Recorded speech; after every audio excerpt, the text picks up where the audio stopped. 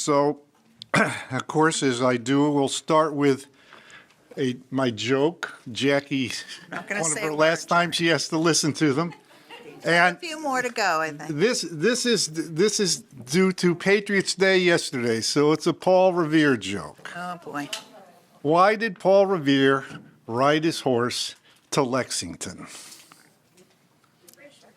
Because the horse was too heavy to carry. Okay. Now, see, look at what you miss if you don't keep coming to the select board meetings. Look at the entertainment you miss. Anyway, do we have any? First thing, I want to welcome and congratulate the Civics Academy who's here. This was supposed to be their last graduation, but they have one more to go due to the snowstorm. It keeps affecting us all over the place. But thank you. Thank you for your interest. Eastham works because we have concerned citizens that take part, whether you agree with me or disagree with me. I'm just so glad you took the time to do this, and hope that it was worthwhile, and hope to see you participating in more and more Eastham activities as time goes on. All right, now for public comment. Does anything that's not on the agenda, anybody on the board have anything that they need? I'm just curious, who's all here from the Civics Academy? Oh, wow. Wow. Awesome. Well done. welcome. All right. That's great. Great. I know most of you. It's awesome. Awesome to see you. Is that a good thing or a bad thing, Amy? It's a good thing. It's a good thing, yeah. I hope it's a good thing. Anything else from the board? Anyone from the public, anyone online or here who has anything that they want to bring before the board that is not on the agenda? Seeing none, we'll go on to our licensing on the agenda. First thing on the agenda is a common Victualler license for Nauset ice cream. It's in there. Do I hear a motion? I'll make a motion to approve the common victualler for Nauset ice cream. Do I hear a second? Second. Second from Amy. Any discussion? We're all looking for the ice cream. Okay, we'll go to a vote. All in favor? Aye. Opposed? None? 5-0. Okay, next. I'll make a motion to approve the all alcohol off-premise license renewal for Eastham Landing. Right. Second? Any further discussion? This was postponed from last time because it wasn't on the agenda. None? Okay, go to a vote. All in favor? Aye. Opposed? None. All right. Okay, I'll make Great. a motion. Miniature golf for Poits, Arnold's, and Gift Barn. I'll make a motion to approve miniature golf for Poits, Jerope Inc., and Gift Barn. Second? Any further discussion? Nope. All in favor? Aye. Opposed? None? 5-0. Okay, coin-operated amusement for the Gift Barn. Make a motion to approve coin-operated amusement for Gift Barn. Second? Any further discussion? None. All in favor? Aye. Opposed? None? Hawker and Peddler license for Winterbottom ice cream, trucks 1 and 2, and Good Times ice cream, truck number 1. Okay, I'll make a motion to approve the Hawker and Peddler for Winterbottom ice cream trucks 1 and 2, and Good Times truck 1. Second? Any further discussion? Vote, all in favor? Aye. Aye. Opposed, none? All right.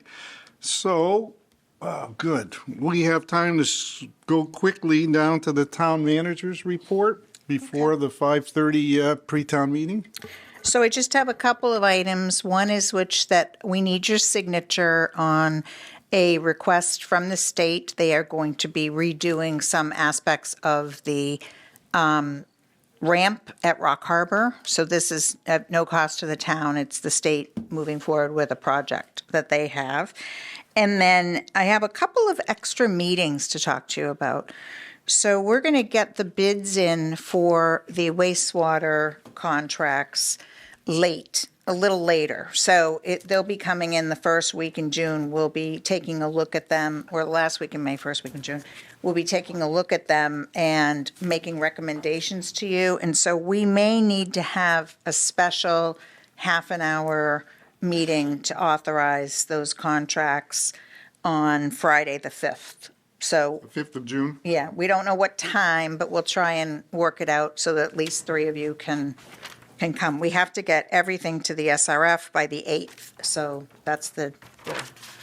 And then June 8th, the school regionalization and efficiency study, the consultants that have been studying for about a year, all the elementary schools and the middle school for Nauset District, they're going to be presenting their findings and some options to us on June 8th. And that'll be a regular select board meeting if you choose to come, but I just wanted to, it's scheduled for June 8th at the same time so that they can present to the public. And then there is an Eastham Orleans Rotary Plans meeting, and I forget the date. Do you remember? April 30th? April 30th. It's at the high school, It's at the library. in the high school. No. It's at the Right. Eastham Library. No, it's at In the the, library at the high school. yeah. We moved it again? No, No. John misunderstood the first time, but it is at the Eastham Library. There happens to be a Our Greg, town library. Yes, I've worked Yes. with Melanie. Our town library. We did get a misinformation from the school. The school's building wasn't available, so we went to the library. The library said they were available, so it's at the library, and I don't know how the DOT got them mixed up, but it's kind of a merger. When the flyer went out, it's kind of a merger, but we've reissued the flyer, so it's at our library in the Greg Turner Room. And it's really interesting. I would encourage people to attend or at least look at the slides because the 5 options are, I mean, some of them are kind of wild. I'm not saying bad wild, but just really different. So we where are should pay those attention. located, Jackie, the slides? I have a copy and Erica can send them out and put them on the website. Okay, All right, Yes, great. please. that'd be great. So April 30th Would it go out as news? Not yet. at the Well- library. Could go When up. it's available. Available, all Oh, right. can it go out? Yes. Yes, Yes. so it's easy for people to find on the website. Yeah. All right, thank you for getting chairs out for the more people that are here, it's a pleasure to see more people coming. Thank you. Jackie, I have one question before we go to the pre-town meeting, just some information. Will there be childcare for the town meeting? We have not arranged childcare for the town meeting, but I can check with Christine and see if it's possible. All right, just let people know. All right, it is 5:30. We'll go to the next item on the agenda.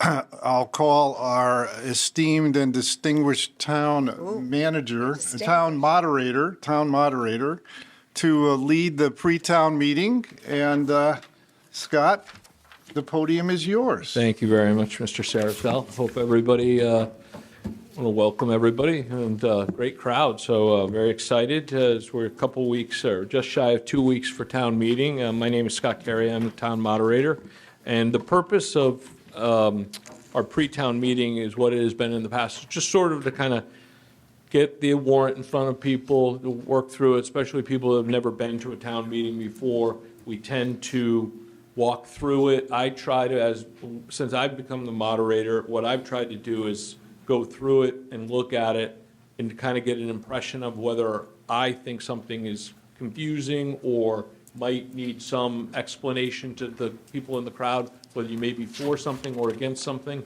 I feel like that sometimes if I see something that causes me some clarification, it's a good opportunity for us to kind of get that out in front of everybody. And I know the board feels, I think, the same way, that they'd like to, any, angst or, uncertainty around why something's there or how something works, or what's the difference between something that needs a majority vote or a 2/3 vote. We can kind of hash through that stuff tonight. What we've done in the last 5 or 6 years since I've done it is we've kind of gone through the warrant, and it's, kind of like a 1,000-foot level. And what we're not here tonight is to get into a debate of the articles or why is this up 13% and that down 2%. It's more of a procedures, and this is how we're going to talk about the articles and the warrants, and kind of just go from there. Questions, yeah. Yeah. Mr. Moderator, one quick question. Yeah. One thing the board was hoping to do tonight, and maybe we can kind of weave it into each article, is to determine which person will be presenting each article. So once we call the article or present the article, if we could just turn it over to the board to announce who will be saying it at town meeting and then go back to. You that- want to do that for tonight, or want you it want to? The agenda has it later, After. after. Oh, we don't want to just do it while we're doing the. Probably do it after. Yeah, what's happened before is you guys Okay, kind of after, do so that that he can run- between yourself and then give me a list Okay, at a later all right. date. Yeah. And he can run through it, and we don't have to, you're invited to stay for the rest of the meeting. It's exciting and so forth, but you don't have I to. mean, I just. We'll because it roll usually through it, doesn't and if take something long, comes up, or somebody has something that they, specifically do an article, I'll definitely, certainly engage the board, so. With further ado, I mean, everybody knows the select board and the town manager, and so we'll just kind of go through it. Everybody, I assume, has gotten their copy at this point. And so, again, town meeting is Monday, May 4th, 5:30 at the high school. And as you'll remember, if you were there last year, it's the configuration to get in will bottleneck as much as we'll try. So the earlier you can get there, I would think you want to be there, right around 5 after to make sure you get in your seat, so we can confirm the quorum as soon as possible. So we've talked about that. We're going to have a pre-town logistics meeting next week at some point. So we'll do that with both the Linda Sassy and Police and Fire. Okay, normally at town meeting, what will end up happening is I will read the number or the article in the warrant, and then we'll have a select board member or a petitioner make the motion, and if we get a second, then we'll kind of defer through most of the articles will defer to a select board member to kind of read it, and then they'll kind of make their case, and then we'll go to the audience for participation and questions, concerns out there. It's kind of that's how we roll. Amy? No? Okay.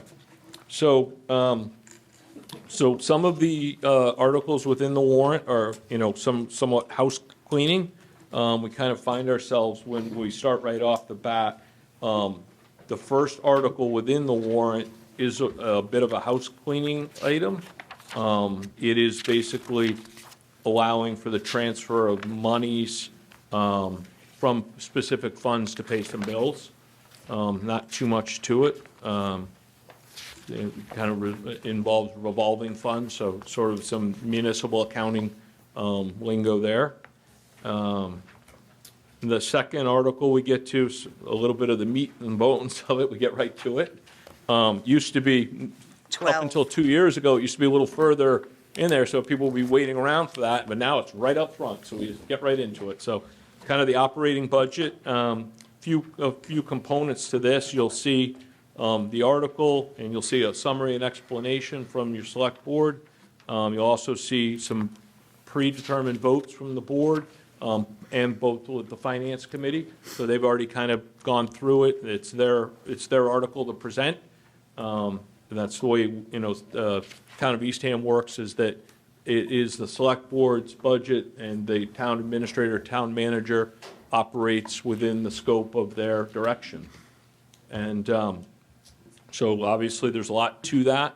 What we will do is what we've done in past is we'll kind of go through it, and what I will do is I will introduce each section, and I will see somebody, and oftentimes, look, for instance, I'll say, section 1 is elected in general, and if somebody has a question on that, I'll make a note to come back to that, and I'll try to identify where they are, and then I'll go through the next section and the next section, and if I see some hands up or somebody starting to move towards a microphone, make a note that will come back, and it looked like, Jane Doe wanted to speak to line 17, for instance. So that's kind of how we do that. It gives everybody an opportunity to, if there's something specific that they want to speak to. Some people may want to speak to the budget in its entirety, and certainly we'll welcome those kind of comments as well. And that's sort of how every year it's set up just slightly different, but it's nicely the way that it is, under Jackie, has gotten into different sections, So you can kind of look at, police and fire, they're in public safety. If you want to look at administrative, there's that section.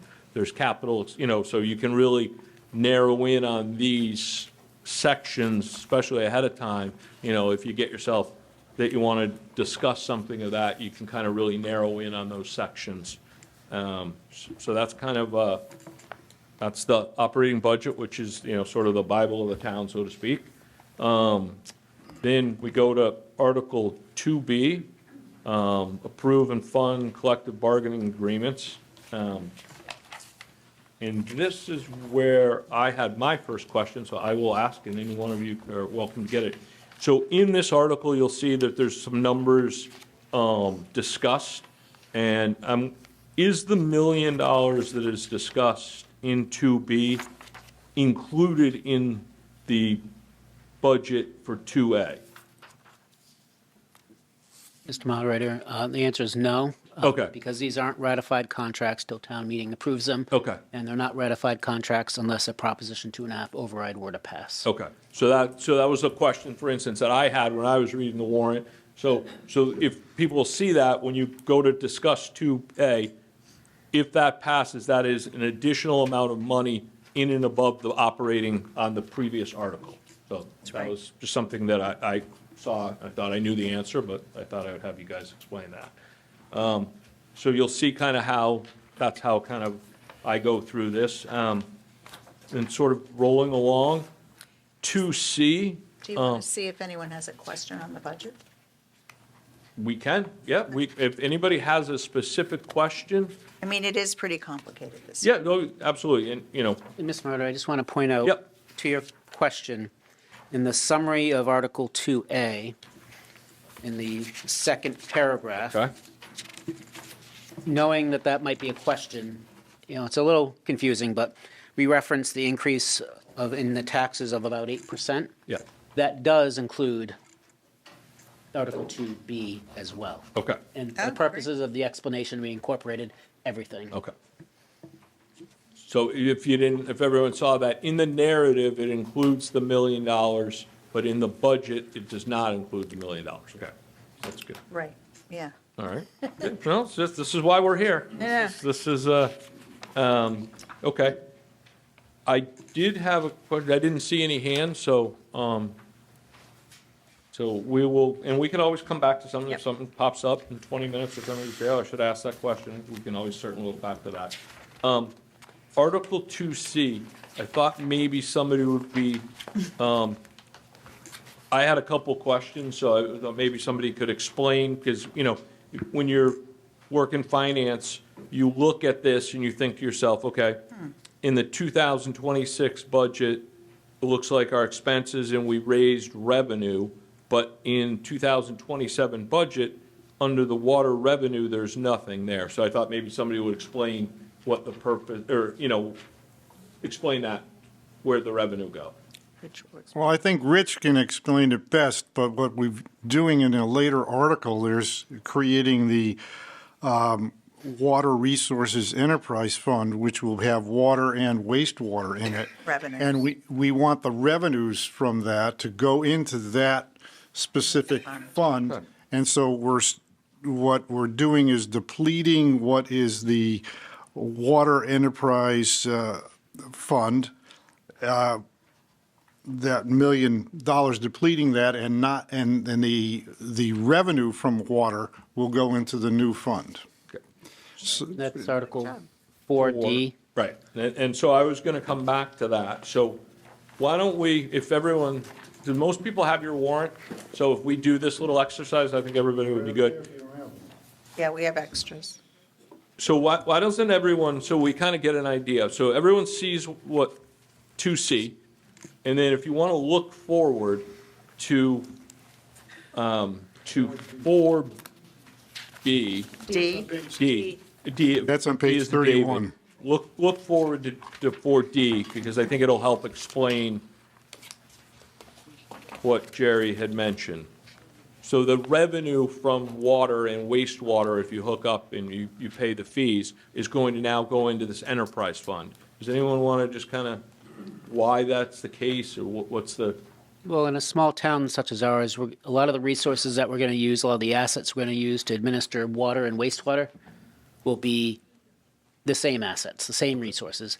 And so to have to allocate it amongst two enterprise funds, it requires two sets of separate reporting to the Department of Revenue and the state, and two sets of calculations when we set the tax rate.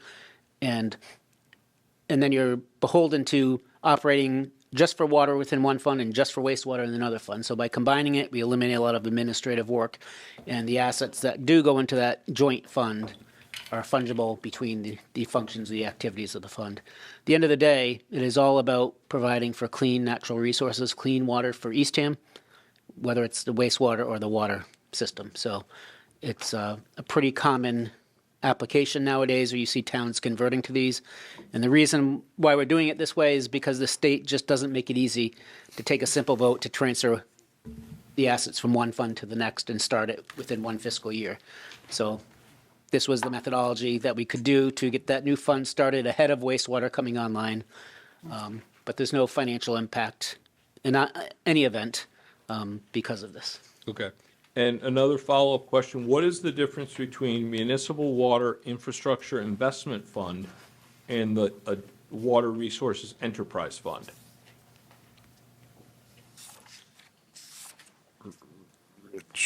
So Article 4B is a municipal water infrastructure investment fund, which we'll call the WIF. With, yeah. That is paired with Article 4C, which is a reduction in the Community Preservation Act surcharge, and I'll explain why. Okay. As one of our funding mechanisms to minimize the tax impact to our taxpayers was to reprioritize the 3% surcharge that we currently get, that we currently charge, that all goes to the Community Preservation Fund. And so the proposal is to reduce from 3%, reduce 1.25%, so down to 1.75.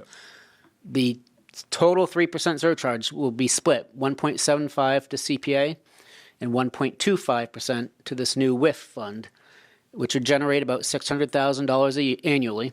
And that money is to be utilized to pay for the debt service of the upcoming wastewater project.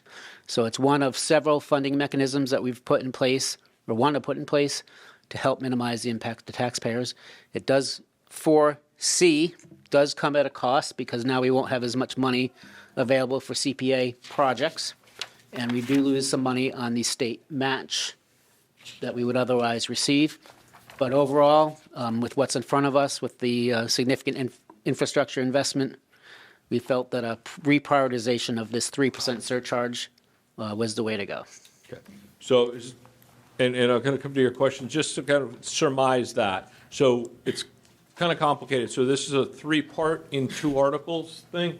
So one of them is that they're going to set up a fund to take in revenue from basically taxpayers or people that own houses that are going to buy water. So that money going to go into that. Then you're going to set up a separate fund that's going to take some of the CPA money that's currently of the 3%. You look on your tax bill, you'll see when you pay your taxes, it says CPA. So that is now going to be reduced from 3% of your tax bill to 1.75, and 1.25 of that will come into this second water fund.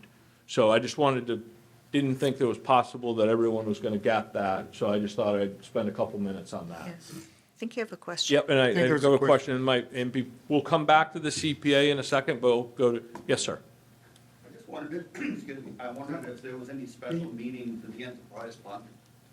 Dave, could you get to the mic, please? Dave is asking if there's any special meaning to the enterprise fund. Sorry. Thank you. I'm not sure if I know the question, so Dave, let me know if I'm not answering it right. But basically, an enterprise fund, what it does is it segregates all the proceeds separately from the general fund. And so that you use it for, typically like business type activities where And those expenses, right? revenues and expenses of that activity are accounted for in one spot and don't impact the general fund in one form or another. And so hopefully this enterprise fund between both water and wastewater will be self-sufficient once the plant's up and running, and will have no impact to the taxpayer. But that involves the setting of rates and things like that. I just wanted to clarify on this combined fund of both the water and wastewater expenses and revenues. Is that correct? They're all going to be pooled into one fund and paid out of one fund? Correct. The one caveat is that we're still required to account for each activity separately. It'll be self-rated, self-funded. But just the administrative mechanism is it's consolidated within one fund. So the reporting to the state is going to be easier, but there'll still be the legwork of budgeting and tracking and setting rates for each those who individually. benefit from the service. Because like I have a water bill. Right. And in the future, there'll be a sewer bill to certain people. Exactly. That they should be self-supporting, self-liquidating utilities essentially, right? Exactly, right. Okay. Thanks. Thank you. We do have a question online. Okay, Oh, we do? question online. We'll take that. I'll promote Samsung to talk. Samsung. They have a little hand up. So quick question. The FY27 tax rate for 4B and 4C, is that Tax rate? 4.25%? And FY28, it drops down to 3%? No, this is a permanent change unless town meeting feels like they'll want to change it again in the future. But for the, sake of this, it is a permanent change, and it's not it's not increasing it. It's keeping the same 3% you're currently charged. It's just reallocating it. Instead of 3% going to CPA, it's 1.75 going to CPA and 1.25 going to WIF for a total of 3%. So understood, but the article reads that said changes to take effect in fiscal year 28. Correct. They take effect So, in the following fiscal year. Which will impact. okay, so it'll remain at the 3% and FY27 won't be a 4.25? No. There's never going to be a 4.25. Okay, just making sure, because. But that is a good point. Just to clarify, the CPA legislation is a little bit different than some of other legislations, and it requires a ballot vote to make the change, and that ballot vote has to be held no sooner than 35 days after your town meeting. We don't have 35 days after our town meeting with our election. And so this, both 4B and 4C, both take effect in fiscal year 28, not fiscal year 27. Because we will have the vote in the fall. When we have our state election, we'll hold a local election at the same time. Same election, different ballots, to ratify or not these two articles. And Thank you for that's the why clarification. that's why it's not all going into effect in 27. You've got to wait that extra year because of the legal requirement to have 35 days at least between town meeting and the vote. Sounds good. Don't see any other questions, so oh, yeah. Yes, if you have a question, you can raise your hand, but make your way up to the seats so that everybody can hear and use the mics. Thanks. And generally, I know you're new to town meeting, but you should say your name and your property location. Great.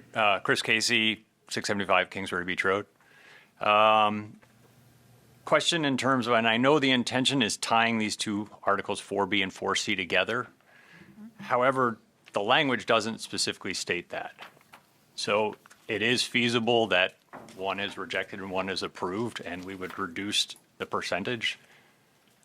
That is possible. If it had been my preference, I would have combined these into one, but town council advised that wasn't something we could do. Okay. I just want to make sure that that's covered, and hopefully that doesn't happen.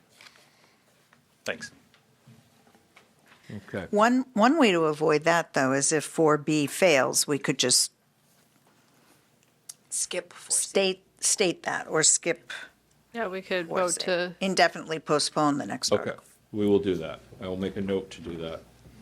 All right, why don't we circle back to Article 2, D as in David? And it seemed impossible not to move forward to kind of go through that all at once. I No, thank generally you. I try to think go that was good. generally try to go in order, but it was impossible not to want to look at all of that. It's on page 16. Yeah. Says basically, Article 2D is to consider funding the operating budget service enhancement not included in the operating budget. And I know a lot went into this from the select boards. And so I don't know if anybody wants to specifically Sure, I can. throw out a comment or two of what the, Yeah. why don't we start with Jamie? Jamie. So basically, this goes back to that our budget is a level service budget, and if you look at that second paragraph on page 10, that means that it's providing the same level of services, staffing, and programs that our community receives today. So that was the goal. With that said, it was the thought of, some staff and the select board that there were some standout positions that we would have loved to have seen make the budget that weren't able to. So rather than not put them as an option, it was the decision to put it forward to the town to vote on these additional Individually. staffing positions outside of the scope of the budget. So that's what this is. Right. And these, these 4 items also, if it passes in town meeting, also have to be approved in the election on May 19th, and there will be 4 separate Position 20. override votes on May 19th. And so they all have, so if they pass, Scott, I don't know if you're going to take them separately or not, but if they pass town meeting, We're going to take they them still have to be passed in a separate vote on May 19th. Yes. And I think our intention is to Separate them. vote each of them separately. I think we'll have a motion and a second for each 2DA, 2DB, 2DC, and 2DD. Okay, so there'll be, just for clarification, so everyone was aware, there will be we do things at town meeting, and then there'll be an election. It's usually about a week and a half after, a week and the next Tuesday after. So we're going to vote on these 4 items, because somebody might say, again, I'm just going to start because it's the first one.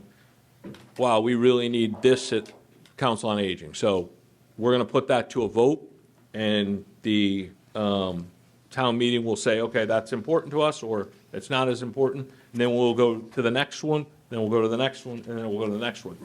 So we'll do all those as 4 separate votes. My question is to you, and I don't have the ballot in front of me.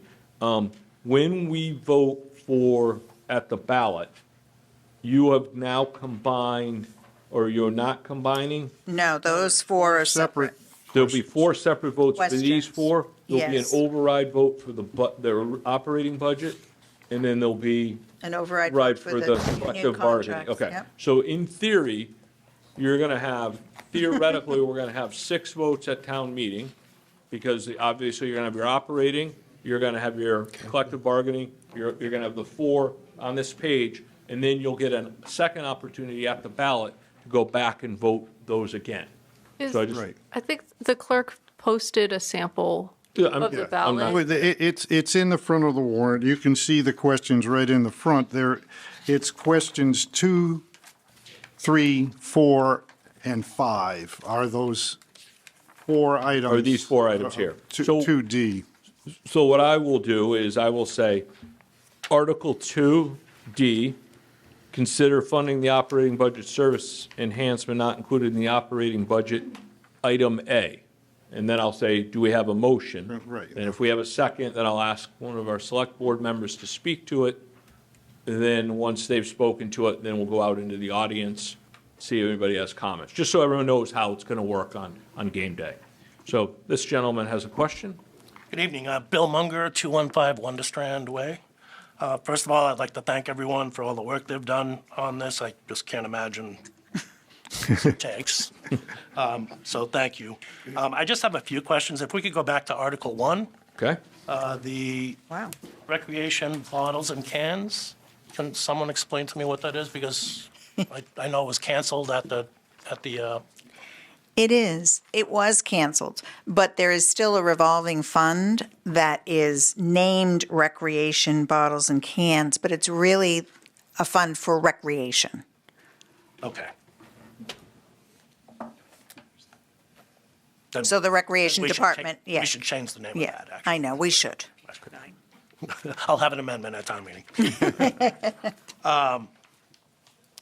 And Article 2A, considering the level service budget, is the town planning on hiring anyone else other than these positions outlined in 2D, In addition to our, In addition, no. in addition to duty, We will fill vacancies.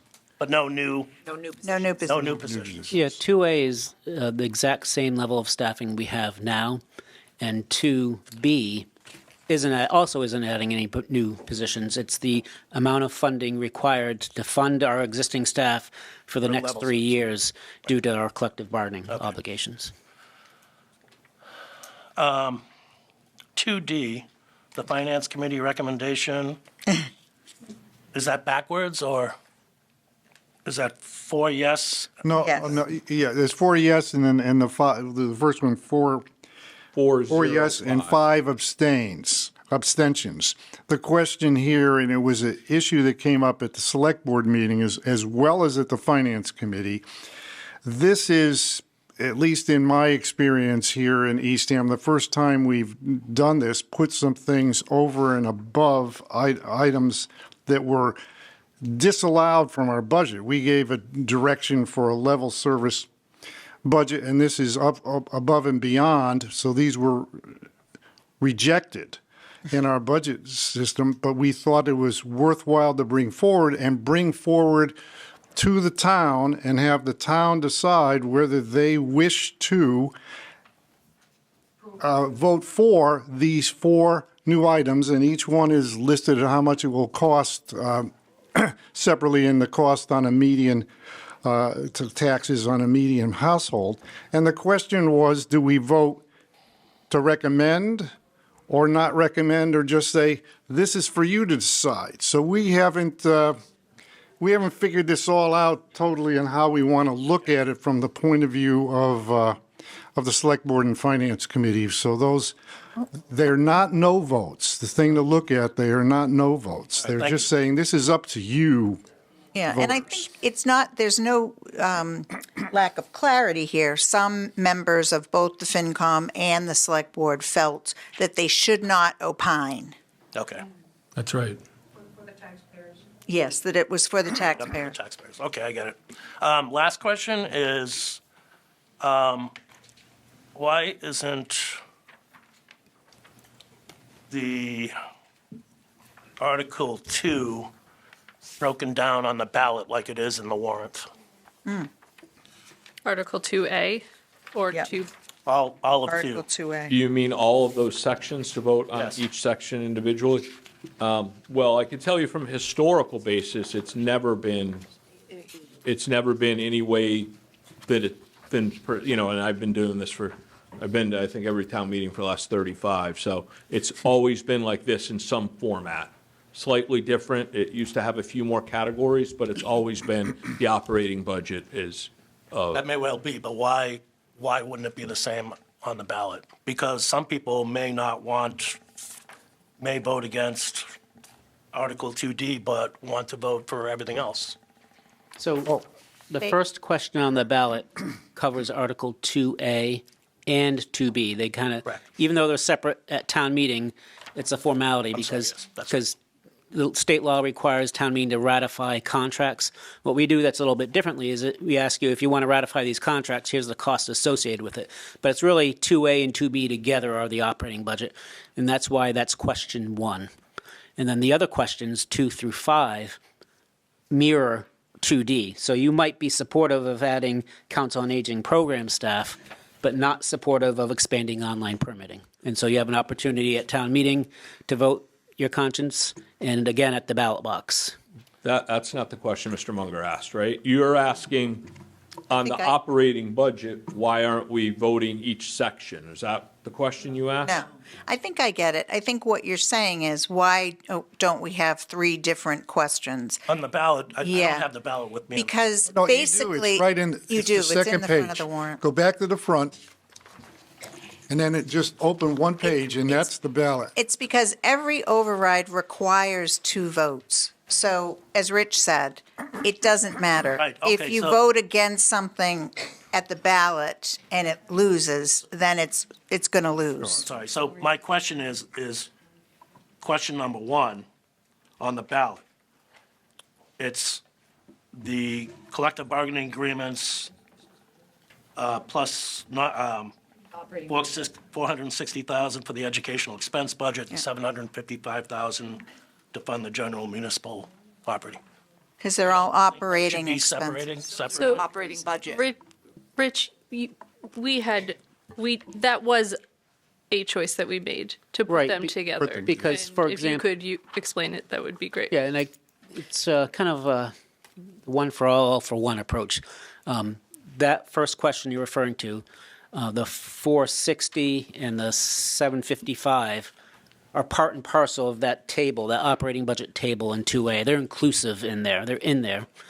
And we can't,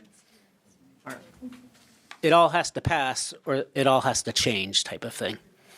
So if we don't get, so if you voted for So you want the to, $1,575,000 for collective bargaining, but not the $755,000 for the transfer station, that's impactful. We'd have to have a contingent budget to change that and reduce and vote something less.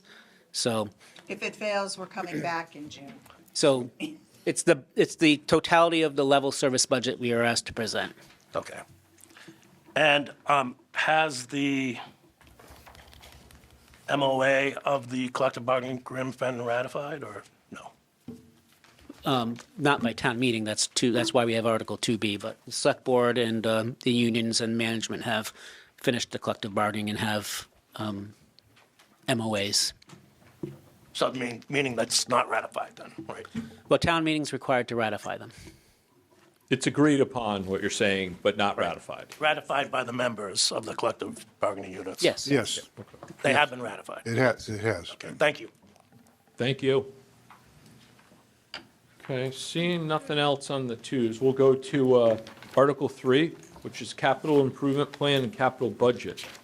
Just from a historical basis, I would say probably 15, 18 years ago, the current town administrator at that time and the finance committee put together a forward-looking article that kind of gave the people in the audience an opportunity to know what was coming up.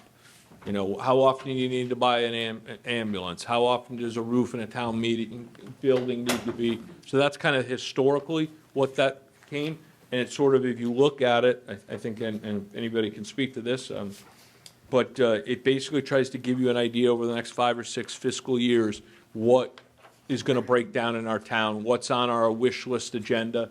You know, I don't speak for them, but that's the idea behind it. So I don't know if anybody has any specific questions, but that's what, doesn't mean you're going to spend every penny in it. It's just a look-forward tool for people to have an idea what's going on in town. A planning tool, yes. All right. Chris? Yeah, No yeah, comments, I see him. questions. I see. That's why we're here. Yes. Questions. My name. No, Chris. go ahead. Thanks. This is Chris, everybody. Yeah. Yeah. First time, long time watcher, first time attendee. Well, welcome. Thank you. Thank you. For the grant money that I see in here as anticipated funding sources, is that guaranteed?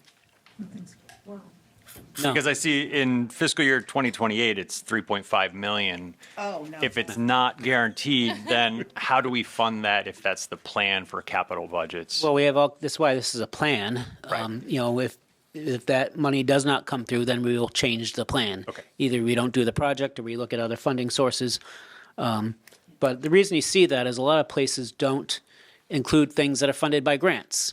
And to my way of thinking, our way of thinking, this should represent, you know, Everything. not going to be 100% perfect, but most everything that's going on in town, so you have the context of what's going on in the whole universe of our capital plan. And if we can identify areas where we think we'll be successful in getting grant funding to offset it, then we're going to list it as such, until such time as, you know, we can't. So these are identified as potential sources for this funding. You know what grants are available, and that could add up to that amount. Yep. Okay, great. Thank you. Good question, Chris. Yeah. All right, we'll move to Seeing no other questions, nobody at home, we will move to 3B. Yeah. So 3B, referred to as approve and fund the capital budget.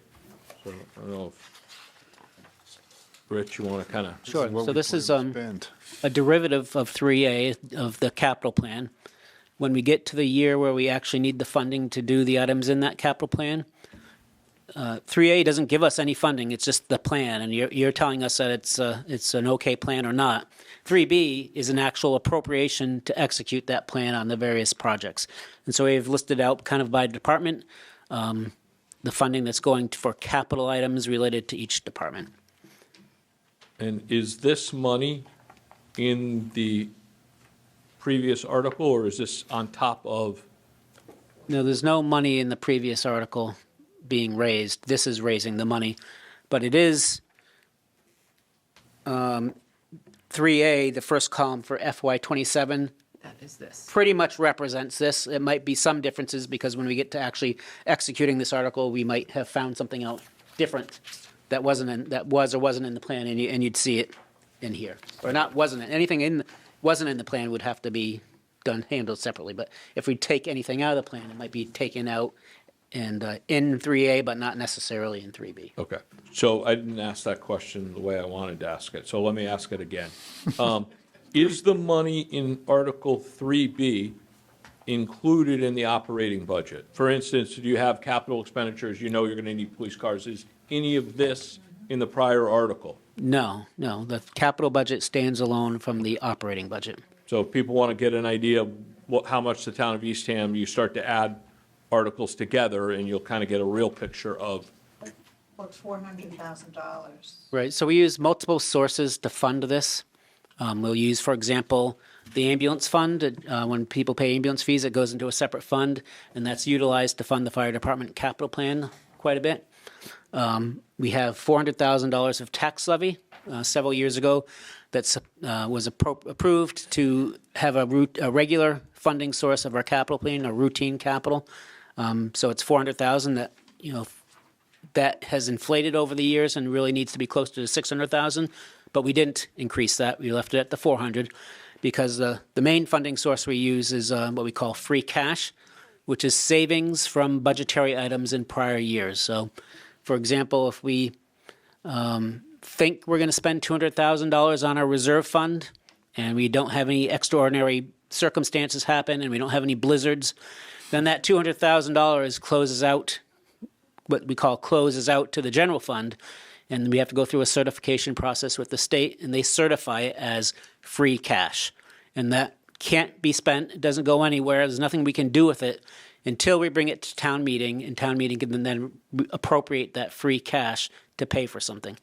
So we intentionally, as part of our budget strategy, ensure that we generate some free cash to cover our capital plan. And so what that does is it avoids us from having to borrow, because the alternative is to borrow. And that borrowing, every time you go out to bond and borrow, you have legal fees, financial advisory fees, and all kinds of fees, upwards of $120,000, plus the interest on a bond for 5, 10, or 20 years, or in some cases 30 years. So to the extent we can fund our routine, regular, recurring capital items like a police car, there's no need for us to go out to bond for a police car if we're strategic about it and can generate the free cash to do it in-house much less expensively. And so you answered my question, which is the next question, was with free cash. Does everybody see how on your warrant that at the bottom of page 26, I think, 26? 27, then the next page on 27, the numbers tie in, so you see where the 2,617,000 at the top of the It's the following funding page. source for the budget. Yeah. So that's helpful to kind of see, and I obviously ask every year to explain free cash, but Rich did that. And my humor was, where is that free cash? Is that in Jackie's trunk or buried out in the under the Field of Dreams? But didn't think I had to roll with that. Yeah, there you go. So I don't know. It's always my favorite town meeting phrase. Free cash. We'll take it. here at Eastham. So anybody, any questions on that or how that works? Just one more point, Mr. Yes. Moderator, on that, since you brought it up at the funding source. On the prior Article 3A, if you look at page 24, there's a chart at the bottom of the capital plan that indicates how we're going to pay for that capital plan. And you'll notice one of the key lines here is the free cash line, and there you see the $2,190,000. And you see the amounts that we might need in the future if this were to be implemented exactly as presented here. And so the reason we do that is to point out times that we might need to do some borrowing and the amount of free cash that we need to generate if we want to continue to support the capital plan in this manner, so. Okay. Not seeing any questions out there. I go through different phases in my life, and sometimes I wear a watch and sometimes I don't, and I don't have my phone. So are we, time, is it good? I'm watchless tonight. It's so. on 6:15. Okay, so we're still, everyone's still having fun? Fine. All right, we're just going to continue to roll right along then. So, okay, we kind of talked about the fours, but we'll kind of scoop, go up to 4E. I think we covered the water enterprise and the resources enterprise fund, so we can kind of go up to 4E. So D. Oh, we did. do you want me to? Yeah, What's we that? did D. 4E. Did I skip 4A? 4. 4A is approve and fund other budget appropriations. Oh, okay. Which I is- beg your pardon. And it is all free cash, too. Okay. And a function of town meeting. We can't do it without you. So the only word that makes any sense, like in free cash, is that what free cash is money that we now have that is not appropriated to anything. So only town meeting can decide where to spend it. And so that's why we have to come back and ask you specifically to transfer money into accounts or to spend the free cash on something. Yes. Good question. So I've got one for 4A. Okay. 4A it is. I noticed that it speaks to these as anticipated to be one-time in nature. However, when I look at the next page, when I look at item G, H, I, all say continue. So they are apparently extended, they're continuing programs, which in my mind is not a one-time in nature. It means that we have something. And I understand it's some were grants and we're transitioning the money to other, to collect it and spend it from other places. But I guess just from my perspective, continue means it's not a one-time in nature. That how far forward do we see needing that? And then the second one was item J, the library roof repairs. It does say it ought to resolve the issues for that value. Is that 150,000 like a not to exceed, or is it a wait till they get there and find out what the problem is? 50. Is it 50? Sorry. 50,000. Oh, that's better than 150. Don't do that to the library people. They will Yeah, come yeah, like after really you. get mad at you. Joking. Yeah. And I can here. answer the library piece, and then Rich will probably answer the other piece. I think we have some engineers studying what to do with the library roof, and they're leaning towards actually redoing the patch that's there already, because knock on something wood, the patch seems to be holding. So we have this in here as a placeholder because we don't have any final construction figures yet. So unfortunately, we want to make sure we have something, so that's what we have. So I will not guarantee that there might not be another cost, but this is the best we can do for now. And G, H, and I, G is funding housing programs, which is a part of the strategic plan and high priority of the select board. That's a significant number because if we're going to take money away through the CPA program, which could go to housing, this is a mechanism we can get something back because we have this certified free cash, so to speak, from the state available to us. And so it seems like a good goal to allocate our resources to. And that is not every year. I think the last time we did it was 4+ years ago. Yeah. So it's recurring in the sense that it might come up again if we have the opportunity to. But this represents, an opportunity. If we didn't have these funds available to us, then the opportunity doesn't present itself and we wouldn't fund it. Townwide IT applications development, we've done a tremendous amount of work over the past 5 years in getting the IT shop to where it is. We want to expand that out to townwide so that we're all taking the benefit of the efficiencies it's generating. And that's been on here, I think, for 2 years prior. And most of those efforts should be wrapping up. This might be the last piece of that. And so certainly not something that's recurring indefinitely. So it might not occur only once, but definitely not going to reoccur year after year after year. If it was going to reoccur year after year, it would be in the operating budget, and we would fund it with recurring revenues. So the reason these things show in Article 4A is these are really purely discretionary items. If we don't have the funding to do them, then we don't do them. And then I is kind of the same thing. That was a grant-funded position, and that is subject to the override. It's one of the optional overrides in 2D. Mm-hmm. If 2D were to pass and pass at the ballot, and 4I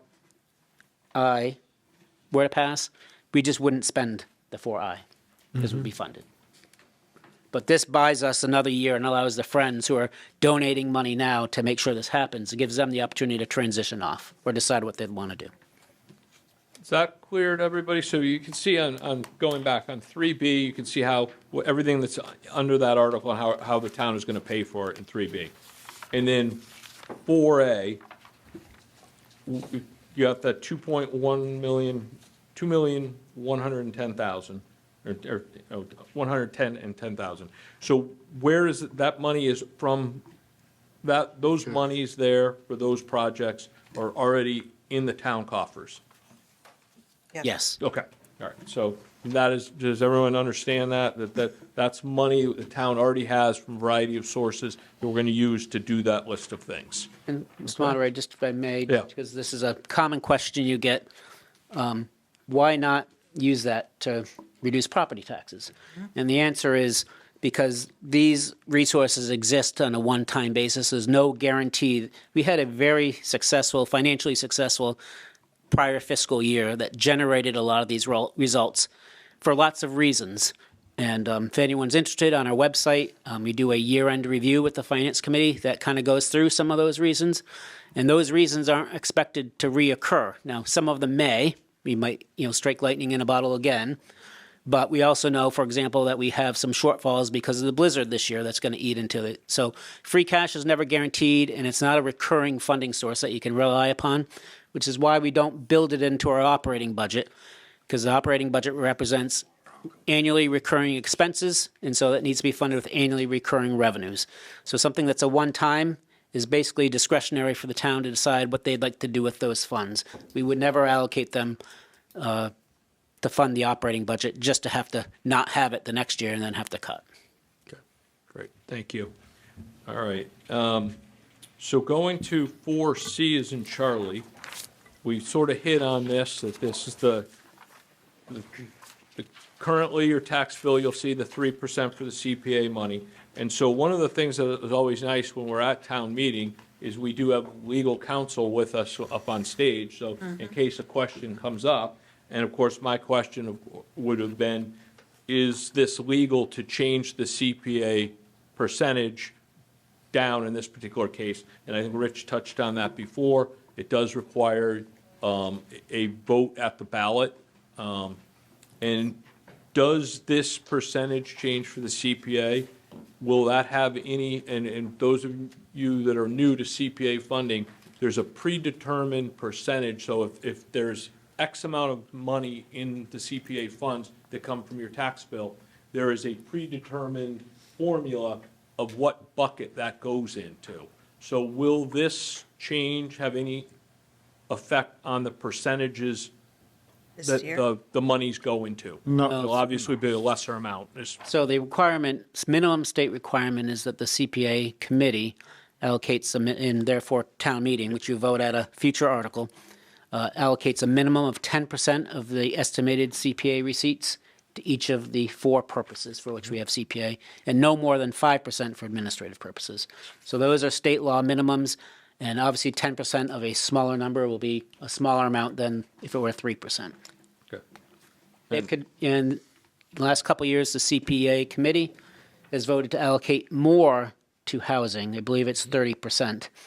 Still got to do a minimum of 10% to the others. But if you did 10% for 3, that's only 30%. And if you do 30% for housing, that's 60%. That means the remainder amount is just unreserved for a future determination by town meeting. And just anticipating that we might get a question in the audience for that, if there is a CPA member who might be prepared, Mary Shaw, fantastic. So if anybody does have a question at town meeting, I'll be keeping an eye on Mary, and she can certainly, yeah. So that's great. Okay, so I think we're kind of clear on that. Everyone's got a pretty good idea. And my question was legal counsel, is it all legal? And obviously Rich has answered that. So we've done now 4D, so we'll go to 4E, as in Edwards. So, Mr. Moderator? Yes, ma'am. 4E will most likely be indefinitely postponed because we will not have the contract amounts for wastewater, so we will be deferring this article. Yeah, I had made myself a little note. I wrote, wow, next to 4E, so that's good. You've answered that question. Yeah, there we go. So we'll, obviously, I'll get somebody on the board's attention if that is going to be their desire, and so we will try to get to that before we get too much into it, if we're going to indefinitely postpone it. So that'll kind of take us through there. Jackie, why might it be postponed? Because we don't, at this point, we are hoping that the appropriation that was voted last year at town meeting will be enough to cover the contracts for wastewater, and we won't know exactly what those costs are until after town meeting. So we put this here as a placeholder in case we got bids in before town meeting and we needed, to ask for more funding, we would have it here, but it's not going to be dealt with because we won't have the figures. And again, we're hopeful that we're not going to need this, but we wanted to put it there just in case. Rich and I discussed it. And then we can't defer it to a time certain because we don't have another town meeting planned. So that's where the indefinite postponement comes in. And I decided it wasn't a matter of just wanting to make sure we had enough money. It also had to do with we're under a tight deadline by having to notify the state by June 30th that we're ready to move forward. And so if it was a matter of, we have 170 million approved and it came in at 172 million, we wouldn't want to jeopardize the 0% financing and all the subsidies we were getting for this project for just a couple $1 million. So, I know people would be upset that it costs more than we thought, but what's on the table is so significant that, we wanted this placeholder. But as it turns out, the bids won't be coming in anyway, so it's beside the point. Okay, thank you both. Kind of look to the next article, would be 5A, is adopt the HERO Act, Veteran Exemption Enhancement. I don't know if anybody has any questions on that. It's pretty well narrative there.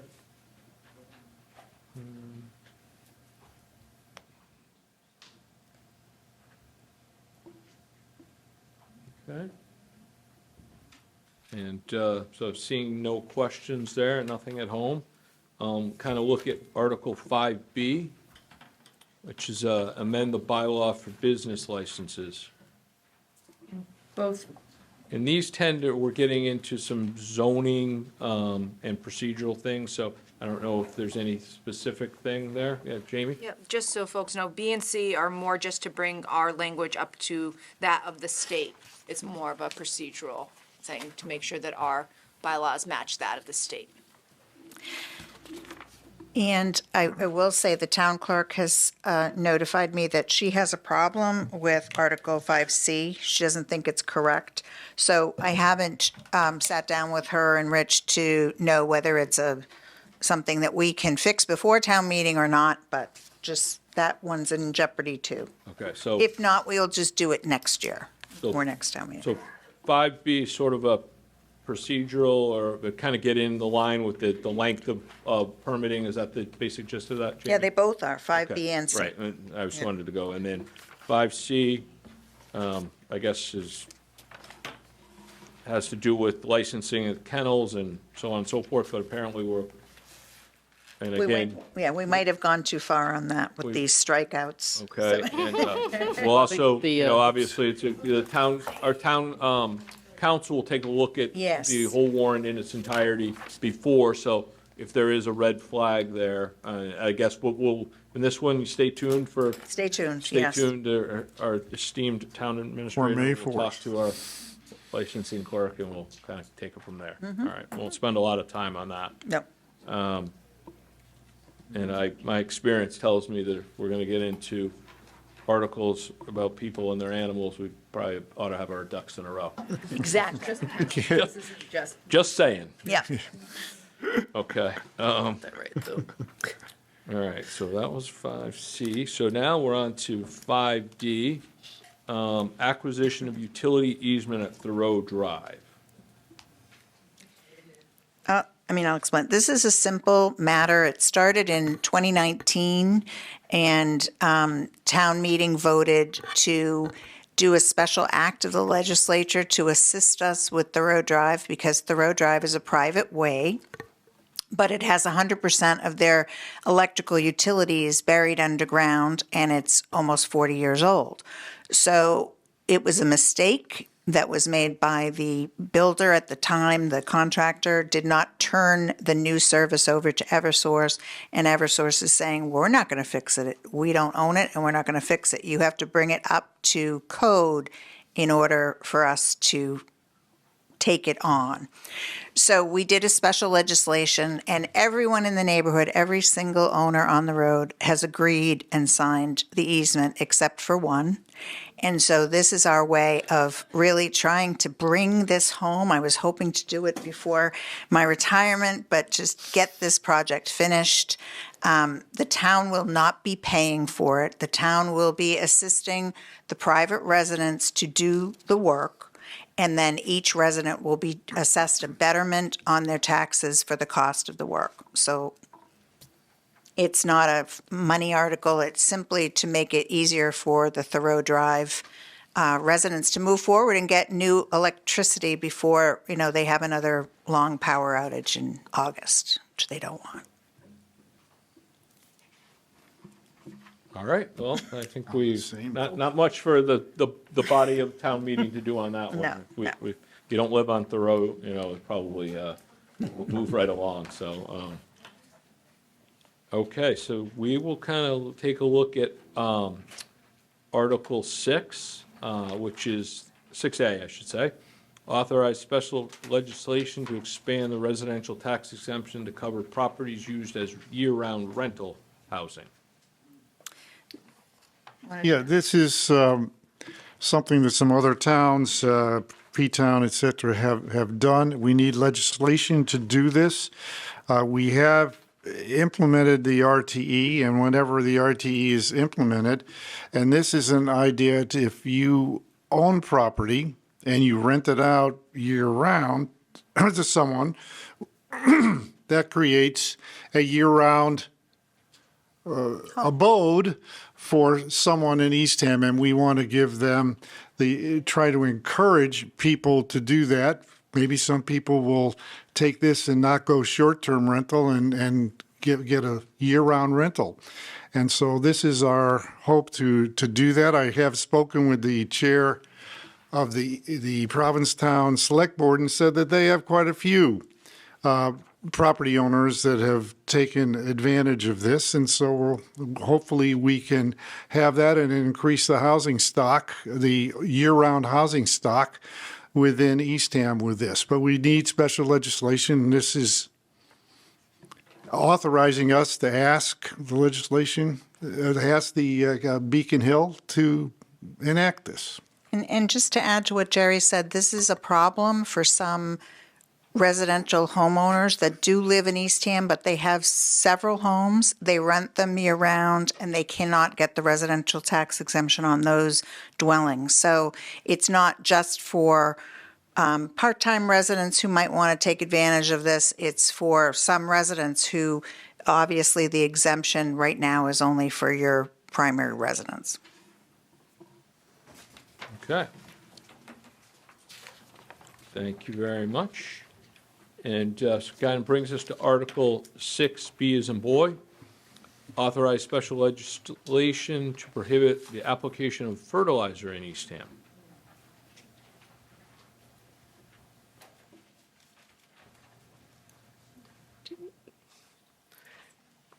There's Samsung on Anyone? has a question. Oh, did you want an overview of it? It's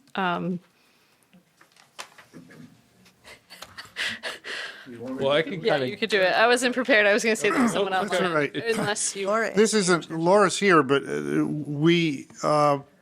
this is an article that did not come via petition, but was brought to us, and we decided this is worth bringing before the town to look at it.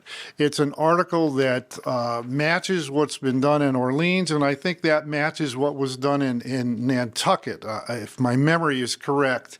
And it's one of those things where and Wellfleet, Laura. and Wellfleet as well.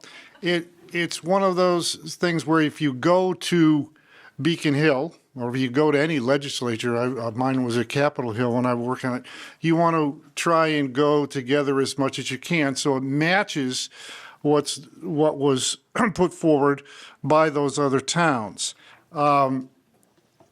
It doesn't necessarily have the approval, if you look at this, from the Select Board and Finance Committee, because there are other, if I had to write it, it would be different. But this is written to match what 3 other towns are doing, so that you have more of a united front on Beacon Hill. And if people want to argue about it, we can discuss that at the town meeting. But this is here just to explain what it does. It's trying to limit the amount of fertilizer put down in Eastham to reduce the amount of nitrogen going into our aquifer. It's pretty simple what it tries to do, and there can be disagreements on how it does it, but that's what it's trying to do. And we thought that this would be important to bring before the town for their vote. It is not any vote in favor of this, doesn't put this into place. It's just you're going up to Beacon Hill and asking them to do something, and when you ask them to do something, you don't always get back exactly what you asked for, but that's what this would do. I hope I have done a service for that. So this is what it is, and so some people disagree with how it's done, not why it's being done.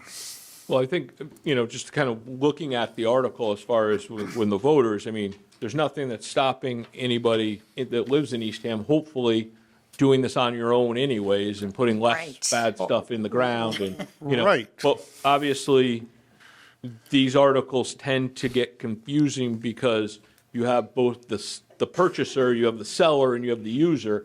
And this doesn't, and that very well could be why you see the votes that you do here, because there's no real way to get our hands around this. But I think we could all be excited at the opportunity to treat our water better. We can all petition our representative and state senator as well, and We we can also should. just make the right decision, just do it on our own. Pardon? Yeah, You don't need to right. have a bylaw for everything. Right, you don't, can but just do you the right can, you thing. can always do that. So that's what this is, and it's before you for your vote.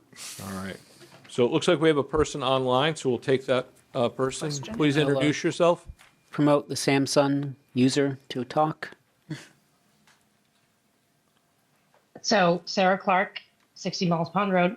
So hopefully when this goes into effect, will the state help us with any enforcement mechanism for this? Or is it more of a on your own, hope for the best? So the process is if town meeting approves this, it sends a message to the state, and then it would be up to the state to create the regulations and the laws surrounding it. So a yes vote on this does not Put it into effect. put it into effect.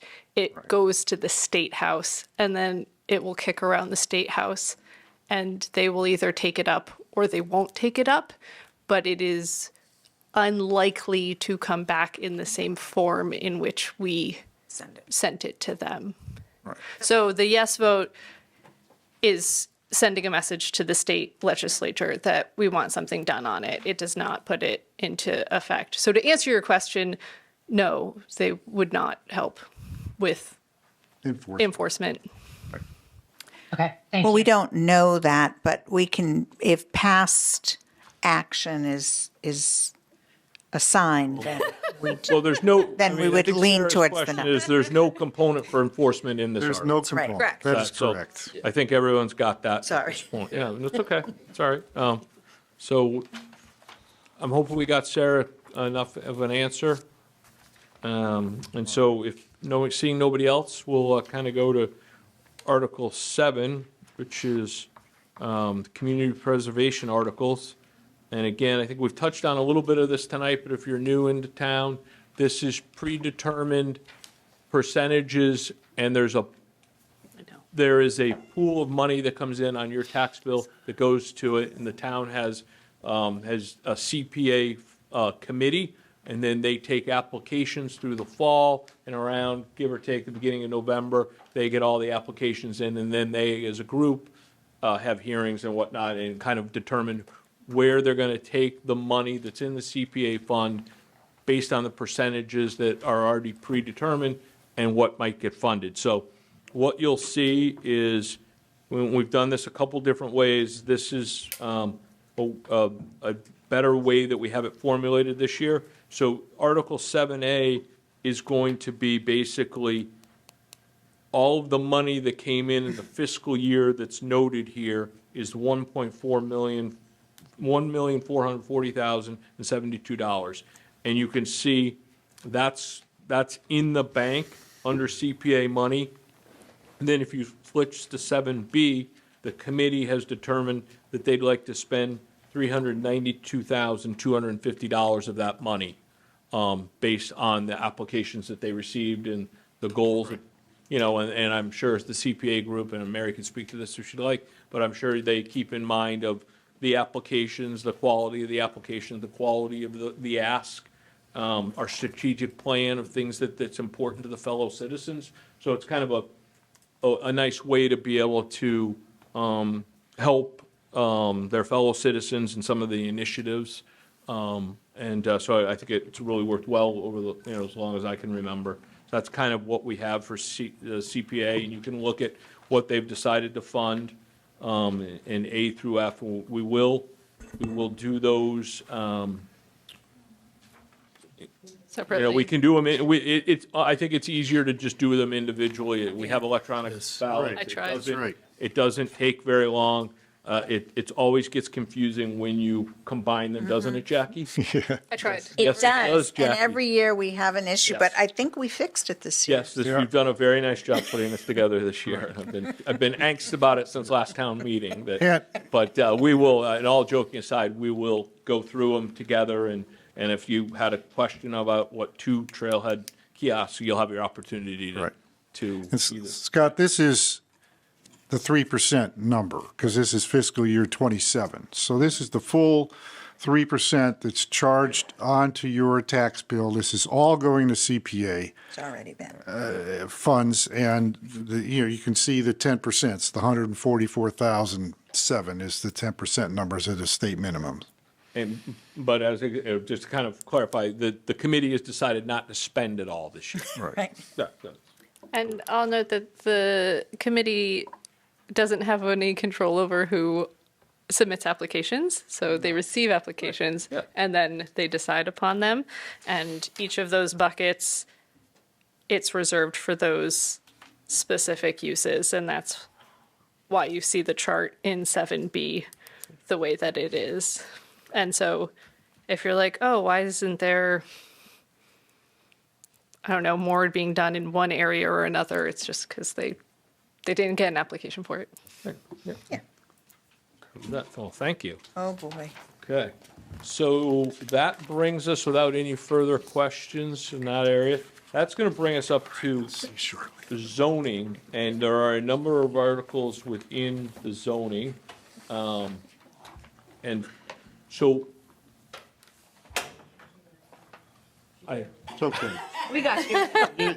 I was getting ready to ask her a question. It's okay, we can help. I'm like, Go ahead, you can ask me So, or you can ask well, Rich. Or anyone So- on the board. obviously, these are complicated and they're long, and is there a desire for somebody specifically to speak to all of them, or individually? Do you have a?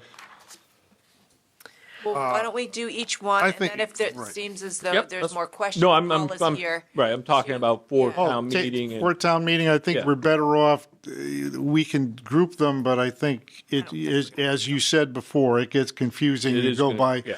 we can go by one by one, and Well, fortunately. we're definitely going to go one by one, but with it's just a electronic matter of voting. If you want me to ask Paul, or if somebody from zoning task force is ready to go. Well, I think we will make we have to make the motions, but Yep. it's so complicated. I think the people who've spent hours on it, either Paul or Mary or someone from the zoning task force, would be good to speak further on it, explaining it, Scott. Okay, great. Does anybody have any problem with that? No. Jamie? Yeah, I think it's safe to anticipate that a member of the select board will present and move the article.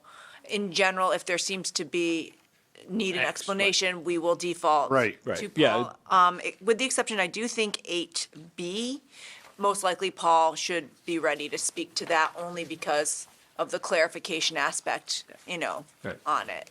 What I think, my point, I guess what I was saying is that I don't necessarily think that we want to do a presentation on each one of them. No. We'll wait and play the cards Play we're it, dealt. yeah. Yeah, okay. Exactly. So we'll do that. That's the kind of procedural things that we like to kind of iron out tonight. Yep. So, 8A is amend the zoning bylaws for administration. So you can kind of, Yeah.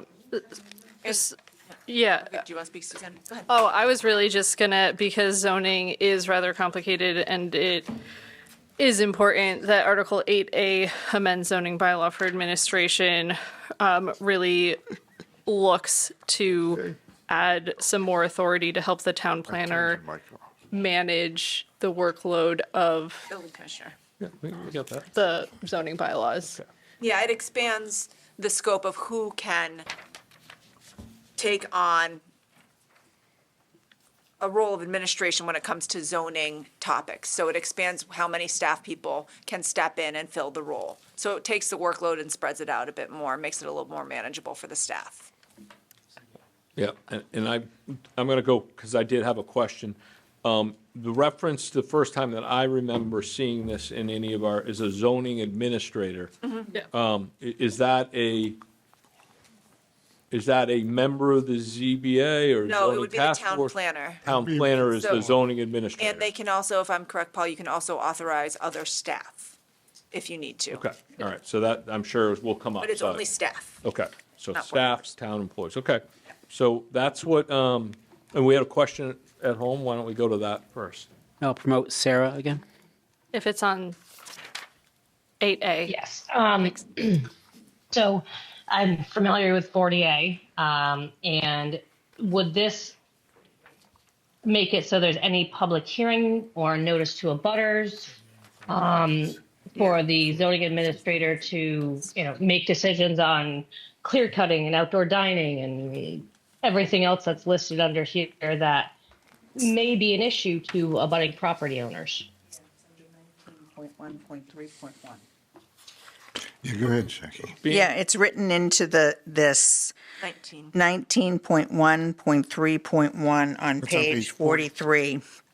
It says appeal of decisions of the zoning administrator, and it goes through what the process is of that No, appeal would I be. understand the appeals. I understand the appeals process under 40A. What I'm asking is if it gets, so say somebody wants to clear cut their lot. Once those trees are down, there's no going back. Correct. So there's no appeals process for something like that. So maybe we should take into consideration what is being proposed or what's being allowed under the powers of the zoning administrator. Well, the zoning administrator right now is the building commissioner. And so this doesn't impact actions that can be taken or not taken. It just allows the building commissioner to focus on building commissioner and inspection issues and life safety issues, and have, zoning issues be handled by someone different. But the mechanisms that exist to resolve an issue haven't changed. This is just allowing a delegation of authority between staff. So currently, the building commissioner can approve clear cutting because it says on behalf of the planning board. Nobody So- can approve clear cutting. Paul? Yeah, 'cause Okay. I think there's language in it that says to act on behalf of the planning board and approve projects pertaining to clear cutting I'll do or it. of vegetation, so. Okay, why don't we get control of this so Paul, why don't you see if you can address Sarah's specific concern? The question that Sarah asked is actually not addressed in this article. Right. There are other sections of the bylaw that talk about clear cutting and perimeter vegetation, and within those sections, there's a process outlined for what happens if someone wants to clear cut their lot. There's a process for review, approval, and appeal. And in those other sections, it lays out that a planning or zoning board designee can handle those items administratively.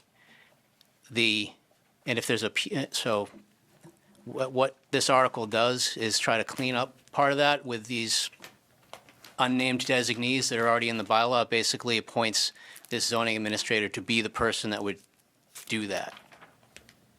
But that's what this article does in part. But to Sarah's question, that's really answered in the other sections of the bylaw that are already on the books. And then specifically, if there was a request to do some of that work, like I said, it goes through a process. Abutters are notified, and if those decisions by the administrator can be appealed to a board if necessary. There also is rules and regulations regarding things, and Yes. there can be fines levied by different, if it's a ZBA or a issue or a planning issue or a building inspector issue, there are methods to fine somebody or do something. We've Yeah. seen that in the newspapers over the winter where there's some issues. Yes. Oh, So yeah. for an after-the-fact tree clearing Right. that didn't go through, that gets into the enforcement piece, which is the building commissioner's purview. Okay. Did that answer your Thank you. question? Yeah, okay. Okay. Not seeing anybody else on, oh, wait, one. Oh, yes, sir, right there. Hi, Mark Zasinski, 315 Locust Road. As you suggested, this particular section is pretty complex. Where's the appropriate format for asking clarifying questions of, a granular nature? Is it at the actual town meeting? It is. It is? Yeah. So no matter how specific the question is, it can be asked. We're going to answer every question at town meeting. Okay. And you can also ask it before town meeting of the town planner or anyone else you want. Yeah, I've been saying since, I've come to 3 or 4 of the select board meetings, if you have questions on especially zoning and these type of articles, the time to study is now. The time to ask your question is now, because it is complicated. And if you're just going to show up and, I'm not suggesting you by any means are doing that, but to just all of a sudden look at this and try to grasp it, it's going to be a long night. Okay. Did you have questions I did have, tonight?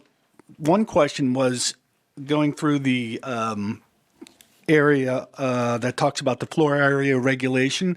If you have a calculation, B, right? yeah, Yeah. 8B, correct. If you have a limitation of, let's say, 2,700 square feet per the calculation, is there an ability to go to the zoning board and appeal that? Or is it just simply, this is the number and we will not allow any building beyond what the number says? So that's a perfect question. So Paul, if somebody has a disagreement with what's in print, what would they do? Well, the numbers listed in the chart are the maximum floor area ratios. So that's the limit. So you can't go above that unless your property is already over that limit. It would create what's called a pre-existing non-conforming condition. And so the bylaw goes through, there is a way that in that circumstance you can apply for a special permit to the planning board to exceed that limit up to the percentage that correlates in the Right. chart. But these numbers are in fact definitive. Yes. Okay. Okay, that was all. I'll have other questions. Great. Oh, that was a good one. You're off and running. You're on the fourth. Yeah. Or before. Okay, so sort of that was 8B. I don't see anybody else on that, Paul. I might stay right there if I was you. Good idea. Why don't we kind of look ahead to 8C? So this is amend zoning bylaw for prohibited uses, fences. So obviously you can read the intent here of what the committee, and just for people at home, was this the planning board spent all winter on this, or was it zoning and a combination, or a zoning task force? Is it three different committees? Yep. Yes. So three different committees have spent the winter going through our bylaws to see if what changes. I guess they get feedback from their fellow citizens, and that's a kind of a great process. All right, go ahead. Any questions on 8C? No? Okay. All right. Wow. 8D is in David, amend zoning bylaws for prohibited uses, formula businesses. And I had just a quick question, so I'll go first. By formula, you're meaning, because they talk about formula and then comma drive-through. Formula, I'm assuming you mean they would have multiple locations like a McDonald's. Is that what you mean, like a formula? And then a drive-through is where you drive through and they give you the stuff out the window? Right, okay. And it's in the definitions. Yeah, Right. formula business is essentially a chain store, multiple franchises.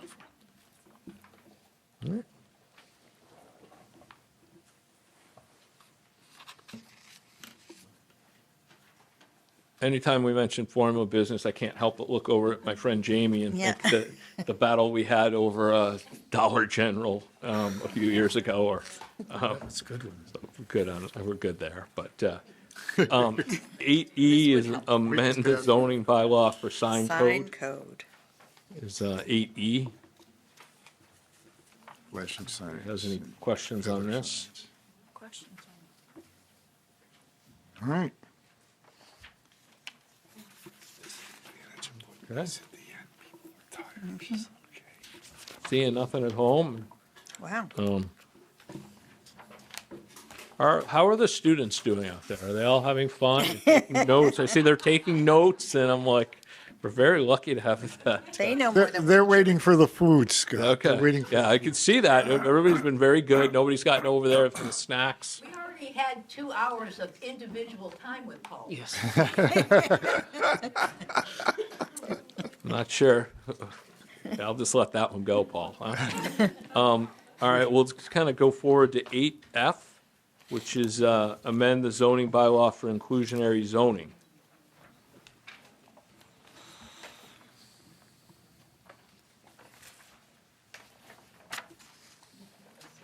All right. Oh, we got somebody at home? Okay, let's reach out. Promote Sarah. again. Sarah? Yep, it's me again. I have no problem with this one either. The only suggestion I would have that might be something to amend on town meeting floor is under 7722, where it talks about net increase of 5 or more lots or dwelling units. Technically, an ADU is considered a dwelling unit, so you might want to amend that to say principal dwelling unit.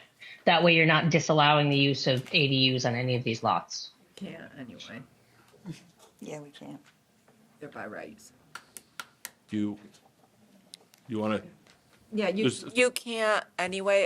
An ADU is by right, so there's no. No, I understand. Well, certain ADUs are by right depending on the size and everything like that. But if you're literally just saying dwelling units, it could be challenged.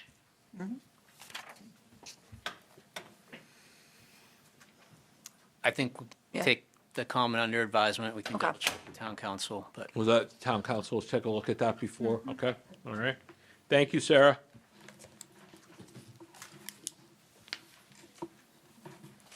Give everybody a chance to kind of flip through that. Which brings us to, I think 8G is next up here.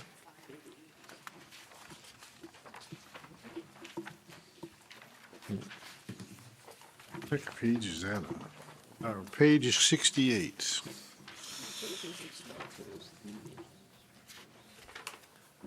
So 8G reads, where do we go here? Amend zoning bylaws for setbacks.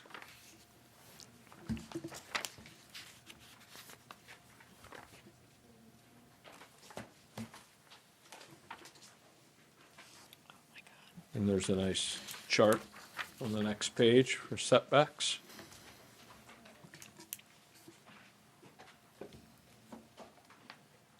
All right.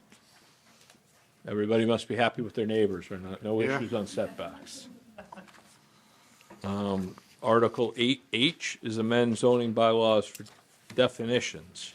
So this is some clarification on some terms that are used throughout.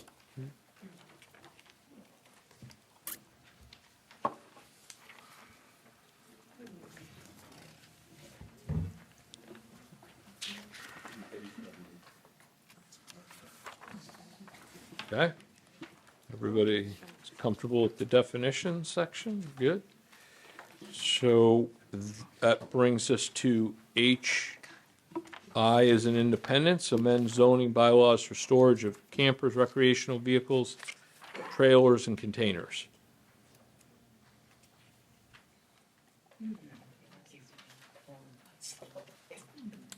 And just because I know it'll come up, this has been modified, or was another one taken out? I know that there was some question about containers. We took out a specific provision on containers. And we're going to be, we'll be looking at that for the next year, and we may have something coming up. But these were changed to reflect that we took out that provision on containers. So there's no concern here for the last word in the article / containers, that's independent of what you took out? Yes. Yes. Okay, all right. this allows a storage container to be an accepted method for concealing equipment that's used for like a service trade on a home occupation. So if you are running your landscaping business or something like that out of your home in a residential zone, the current bylaw says that you have to conceal any equipment you keep outdoors by a fence. This also adds a storage container, could be one of those methods. Okay, so this does not include what was taken It's, out? yeah, this separate from, People might want to know that if they're watching at home or. this stands on its own, separate from Stands on the. its own. Yes, sir. It doesn't show 8I here in my book. And I'm just bringing that to your attention. I don't have a Page problem. 71?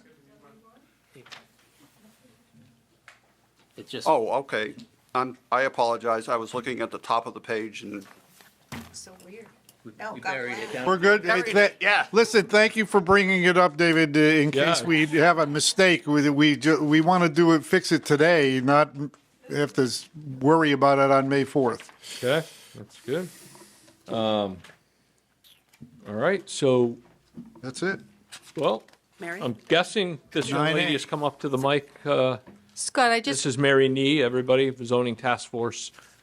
Sure. this is more of a note for you, going back to the inclusionary zoning. I realize there's pages and pages of strikeout.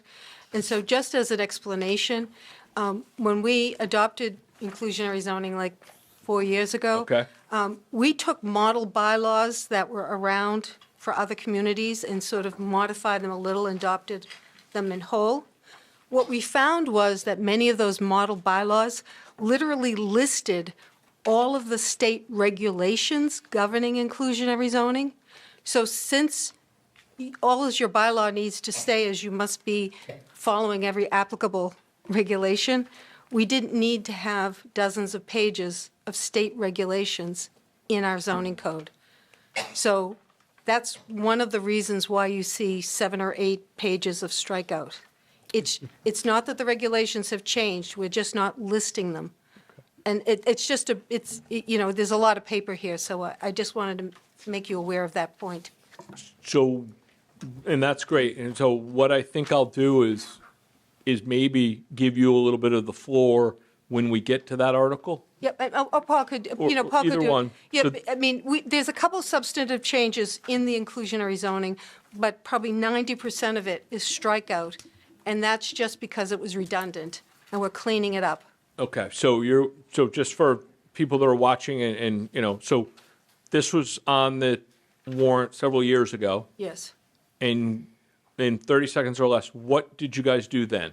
We adopted models Okay. that were adopted around the state. Okay, But what we realized is those models had listed virtually most of the state regulations, which is not necessary to be embedded. You just need to say, an applicant Follow must state. follow state regulations. You don't have to list you don't all have to those. list them out. All right, so that was what was done 4 years ago, and Now we're now doing cleanup. now you're doing cleanup. Cleanup. Okay, and then Yep. anything that's in addition to cleanup, Paul can or you can speak to. Okay, Yeah. does everyone kind of see that? Just Some of- wanted Mary to kind of. Yeah.